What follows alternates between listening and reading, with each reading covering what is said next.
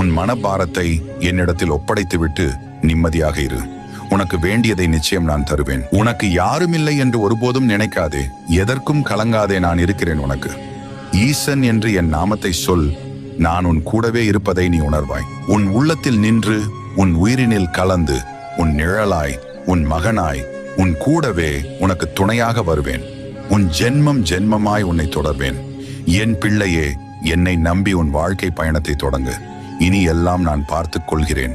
மனசில் ஏதாவது பாரம் இருந்தால் அதை இறைவனிடம் இறக்கி வையுங்கள். அவனை விடாமல் வணங்குங்கள், வழி கிடைக்கும். தயவு செய்து ஆறுதல் தேடி மனிதனிடம் போகாதே. பாரம் கூடுமே தவிர குறையாது. யாரையும் ஏமாற்றும் எண்ணத்தோடு பழகாதே. உறவாக இருந்தாலும் நட்பாக இருந்தாலும் உண்மையாக இருக்க வேண்டும். உண்மை நேர்மை எல்லாம் அழியாத சொத்து. காலம் செல்ல செல்லதான் அதன் மகத்துவம் தெரியும்.